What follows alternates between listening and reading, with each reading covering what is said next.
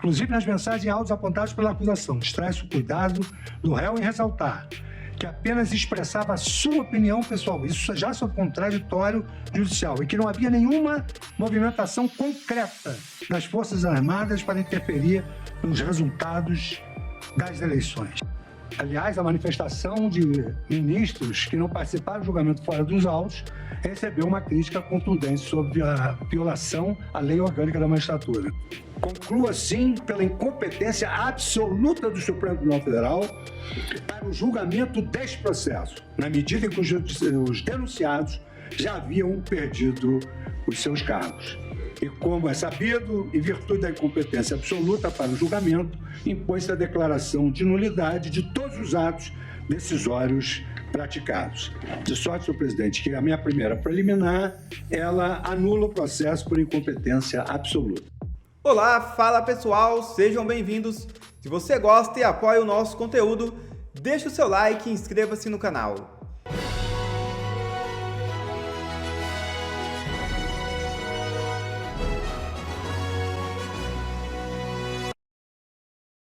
Ministro de Lula é demitido com um acordo para 2026. É isso mesmo. O ministro da Secretaria-Geral da Presidência, Márcio Macedo, publicou um vídeo no X logo após ser exonerado do cargo, no qual afirmou encerrar sua passagem pelo governo com a sensação de missão cumprida. Segundo o próprio Macedo, sua saída da esplanada tem relação direta com os seus planos eleitorais. Ele confirmou que pretende disputar as eleições de 2026. Fontes próximas ao Palácio do Planalto indicam que o ex-ministro deve concorrer a uma vaga na Câmara dos Deputados representando o estado de Sergipe. Abre aspas. Estou saindo para ser candidato em 2026 e o Guilherme Boulos está entrando porque não será candidato, para cuidar da gestão. Quero dizer que saio com a sensação de missão cumprida. Fecha aspas. Declarou Macedo. Transparência Internacional reage a ataque de Gilmar Mendes. Segundo a organização, as declarações do magistrado têm caráter difamatório e disseminam desinformação sobre o seu trabalho.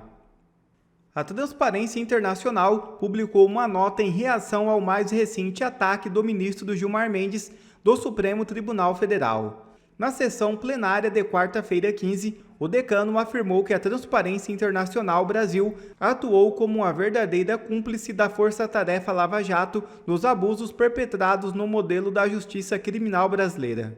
Na nota publicada nesta segunda-feira 20, a Transparência Internacional expressou profunda preocupação e consternação com as declarações do ministro. Abre aspas. Todas as alegações de que a Transparência Internacional receberia ou gerenciaria recursos provenientes de acordos de leniência no Brasil já foram categoricamente e repetidamente refutadas não apenas pela Transparência Internacional em comunicados públicos, mas também oficialmente por autoridades brasileiras, incluindo membros do Ministério Público Federal, a Procuradoria-Geral da República e, mais recentemente, o Tribunal de Contas da União. As acusações foram feitas sem qualquer oportunidade de defesa e a partir de uma posição de poder institucional preponderante e em termos incompatíveis com o decoro judicial, especialmente quando se trata do decano da Corte Constitucional de um país democrático. Fecha aspas. Diz a nota. E não foi apenas essa lapada que o ministro Gilmar Mendes tomou hoje, mas sim também do ministro Luiz Fux. Vejam o vídeo. Portanto, a primeira turma já formou maioria pela condenação desse núcleo 4, enquanto aqui a gente discutia o voto do relator e esses absurdos. Agora, só acrescentar uma coisa, aqui a gente virou notícia que o ministro Moraes resolveu então ignorar a prova, né, que não estava nos autos. Eu acho que está aí uma coisa que o ministro Moraes vem fazendo muito bem, que é ignorar a prova, né? Não é a primeira vez e nem será a última. Bom, a Carmen Lúcia já votou com o relator. Dá para entender, porque o Fux não tem mais o que fazer na primeira turma, né? Mas você sabe que eu estava assistindo ali aos trechos do julgamento do voto do Moraes, inclusive depois com a interferência do Flávio Dino, sempre com um comentário, né? E aí ele diz o seguinte... Uma tabelinha. É uma tabelinha, né? Aí ele diz o seguinte, cabeças vão rolar no meu gabinete. Perdeu-se completamente a compostura, né? Mas, e aí eu queria fazer essa comparação, mas sem ofender os juízes da primeira instância, tá? Mas eu me perdi ali, parecia um julgamento de fórum normal, sabe? Primeira vara criminal, segunda vara criminal do fórum, lá de Piracicaba, enfim, essas coisas todas. Porque isso não é papel do Supremo, essa discussão toda, viu lá o ministro Zanin, quer dizer, isso não é papel do Supremo, o Supremo é para estar discutindo questões grandiosas, não analisando ali prisão de pessoas que não têm nenhum foro adequado para estarem sendo julgadas no Supremo.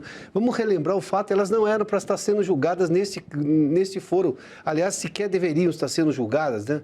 Porque, como já explicou Marcília, o crime ao qual elas foram acusadas não é crime. Bom, se não é crime, daí volto de novo ao ministro Fux. Direito penal é prova, não tem processo. Não dá para ir adiante, não tem uma acusação consistente. Então, eu me perdi e, de novo, não quero ofender um julgamento de primeira instância, porque eu acompanhei tantos que eu me vi ali. E aí eu me lembrei que isso aí está acontecendo dentro do Supremo Tribunal Federal. E aí, antes de eu começar aqui, a Paula traz a informação de que a ministra Carmen Lúcia seguiu mais uma vez o relator. Nenhuma novidade. Bom, embora tenha formado maioria, a gente faz questão de trazer alguns trechos do voto do ministro Luiz Fux, que anunciou no começo da tarde que faria um pronunciamento mais curto que no julgamento do Núcleo 1. Fux considerou que o Supremo cometeu injustiças em julgamentos do 8 de janeiro. Não há demérito maior. Por isso que pactuar com o próprio equívoco representa trair a verdade, degradar a dignidade humana e macular o pacto constitucional. Nenhum de nós, juízes, é infalível, mas só os que se reconhecem falíveis podem ser realmente justos. A humildade judicial é virtude que, mesmo quando tardia, salva o direito da petrificação e impede que a justiça se torne cúmplice da injustiça. Fux votou pela anulação da ação penal contra os réus e criticou, sem citar nomes, ministros que opinam em processos dos quais não participam diretamente. O 59, que atribuiu às turmas a competência para o julgamento de ações penais originárias, foi editada somente em 18 de dezembro de 2023, ou seja, após os fatos objeto da denúncia. Demais disso, não obstante as alterações regimentais, o artigo 5º, inciso 1º do regimento, não foi alterado, sempre manteve a competência do plenário para o processo de julgamento do presidente da República em crimes comuns. Há uma razão fundamental para isso. O plenário do Supremo Tribunal Federal é uma instância de deliberação mais importante da mais alta corte do Poder Judiciário brasileiro, tem como missão julgar os ocupantes do cargo mais elevado de maior relevância em nosso país. Ao rebaixar sua competência originária para uma das duas turmas, estaríamos silenciando as vozes de ministros que poderiam exteriorizar nos autos e não fora dos autos sua forma de pensar sobre os fatos a serem julgados nesta ação penal. Aliás, a manifestação de ministros que não participaram do julgamento fora dos autos recebeu uma crítica contundente sobre a violação à lei orgânica da magistratura. Na avaliação do ministro Fux, a acusação da Procuradoria-Geral da República se baseia em conversas privadas de WhatsApp, o que, segundo ele, não pode ser usado como meio de prova. Por certo, o envio de áudios e mensagem de texto por WhatsApp não demanda qualquer tipo de conhecimento técnico especial. Todos nós sabemos fazer.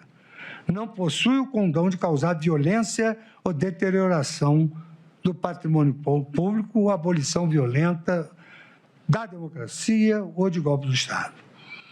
Inclusive, nas mensagens e áudios apontados pela acusação, extrai-se o cuidado do réu em ressaltar que apenas expressava a sua opinião pessoal, isso já sob contraditório judicial, e que não havia nenhuma movimentação concreta das Forças Armadas para interferir nos resultados das eleições. Bom, e no final do voto, o ministro Fux divergiu e pediu a absolvição, então, dos 7 réus. Assim como no julgamento do núcleo crucial, o ministro reforçou que o Supremo não tem competência para analisar esse caso. No sentido de reafirmar a jurisprudência desta Corte, adotada na questão de ordem na ação penal 937. Concluo, assim, pela incompetência absoluta do Supremo Tribunal Federal para o julgamento deste processo, na medida em que os denunciados já haviam perdido os seus cargos. E, como é sabido, em virtude da incompetência absoluta para o julgamento, impõe-se a declaração de nulidade de todos os atos decisórios praticados. De sorte, senhor presidente, que a minha primeira preliminar, ela anula o processo por incompetência absoluta. Bom, Ana, a gente fez questão de trazer esse compilado aí do voto do ministro Luiz Fux, ainda que, embora, né, a primeira turma tenha formado maioria com o voto da ministra Carmen Lúcia em relação à condenação desse núcleo 4, porque ele traz pontos bastante importantes e logo depois ali de mandar recados bastante claros aos colegas da primeira turma, ele faz então esse pedido ao presidente do Supremo, Edson Fachin, para ser transferido para a segunda turma do Supremo. Pois é, Paula, acho que o Brasil acompanhou essa sessão do ministro Fux hoje, e aí você vê, por um lado, o STF formando maioria para condenar os réus do núcleo 4, mas eu acho que, seja por medo dos ventos do norte ou não, o ministro Fux ele traz um pouco de lucidez, talvez até muita lucidez, porque nós estamos tão necessitados, né, dessa lucidez e da defesa da verdade, do que é correto e das leis no Brasil, em meio ao caos absoluto, porque nós estamos no meio do caos absoluto. E aí, Paula, eu anotei aqui 2 expressões que o ministro falou: humildade judicial. Ele já tinha falado isso no julgamento da Débora, do Batom. Ele já tinha falado esse termo, humildade judicial. E depois ele fala da justiça cúmplice da injustiça. Hoje, o que nós estamos vendo no Brasil é exatamente isso: a justiça cúmplice da injustiça. A justiça que vira a vingança, a perseguição política. E, para finalizar, eu recomendo muitíssimo à nossa audiência dar uma olhada nos vídeos do ministro Fux que estão na internet. É um sopro de esperança, sim, porque é uma voz dissidente, e é uma voz dissidente que bate aqui nos Estados Unidos também, no sentido de não é uma dissidência processual, digamos assim. Não, eu discordo dessa parte. É dia e a noite, é óleo e água, é completamente diferente dos rumos inconstitucionais. E aí, Paula, eu fecho o meu comentário com que, para mim, essa grandeza, eu diria, do ministro Fux de mostrar essa humildade judicial, eu acho que está nessa frase que eu separei aqui. Meu entendimento anterior, julgamos muitos casos, embora amparado pela lógica da urgência, incorreu em injustiças que o tempo e a consciência já não me permitiam sustentar. O meu realinhamento não significa para fragilidade de propósito, mas firmeza na defesa do Estado de Direito. E aí eu repito, Paula, se foi por receio ou não do que está vindo do norte, eu acho que não interessa. O que interessa é que houve um realinhamento, como ele disse aqui, que não significa uma fragilidade, mas sim uma tentativa de colocar o Brasil de novo na orientação da única bússola no judiciário brasileiro ou de qualquer democracia saudável, que é a sua Constituição. Cauti, para a gente fechar, como Marcília disse, é um julgamento importante porque é uma tentativa aí da primeira turma de criminalizar, formar uma jurisprudência para criminalizar o crime de opinião, né, a desinformação, a fake news, algo que não existe no nosso direito penal hoje, né, uma tentativa do Supremo, mais uma vez, invadir a competência do Legislativo. E o ministro Luiz Fux, ainda que voto vencido ali, quis registrar, quis formalizar a sua indignação e o seu voto técnico em relação a esse caso, né, esses 7 réus. Pois é, Paula, porque se para o ministro Alexandre de Moraes e para os outros membros da primeira turma a Constituição é meramente acessória e estão manchando as suas reputações, a memória histórica que o Brasil terá das carreiras desses ministros, para o ministro Luiz Fux, evidentemente, a Constituição ainda está vigorando. Ele não quer que a lembrança da posteridade sobre a sua carreira, as suas decisões, seja manchada por esse processo farsa, por esses processos farsa que estamos vendo, né, que são mais do que um, e outros continuarão, pelo menos até o final do ano. Não existe crime de opinião no Brasil, não existe crime de fake news no Brasil, não existe crime de ódio no Brasil, assim como não existe nenhum país civilizado, nenhum país que é uma democracia plena tem crime de opinião, porque naturalmente esses crimes serão imediatamente utilizados para criminalizar quem não tem opinião igual a minha, ou a sua, ou a quem está no poder naquele momento. Então é um absurdo jurídico, né? E esse estrabismo, na verdade, jurídico que o Supremo Tribunal Federal está demonstrando é mais um momento de vergonha que o Supremo está submetendo, porque não é possível que a gente julgue e condene pessoas por dano qualificado a patrimônio público, né, por abolição violenta do Estado Democrático de Direito, por crimes que, inclusive, sequer tem, né, a parte prática dos crimes nunca foram realizados por essas pessoas. Deixa eu pegar aqui o elenco dos crimes. Deterioração de patrimônio tombado, dano qualificado,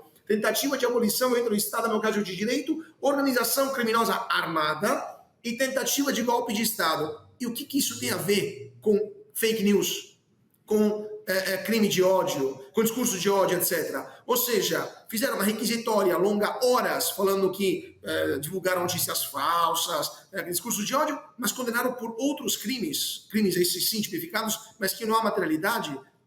E depois a gente não tem que relembrar para o brasileiro que temos um Supremo Tribunal Federal que está em total bancarrota moral e jurídica também, porque não é possível que qualquer pessoa que tenha uma OAB, mesmo feita ontem, não entenda que isso é um absurdo sem tamanho e a Ordem dos Advogados do Brasil não se manifeste com uma nota de repúdio a essa violência contra o direito brasileiro. Então, só para terminar, Paula, se crime de ódio, se discurso de ódio, se divulgação de notícias falsas fosse um crime no Brasil, por que a Polícia Federal não está batendo na porta do sobrinho de Dilma Rousseff, que é um mentiroso contumaz e que inventa notícias falsas à torto e à direito, o vereador, inclusive, lá em Belo Horizonte, ele sim teria foro privilegiado, né? Por que a Justiça Federal não bateu já na porta do Janones, por exemplo, que é deputado federal no exercício das suas funções e também divulgou no passado várias vezes notícias falsas, né?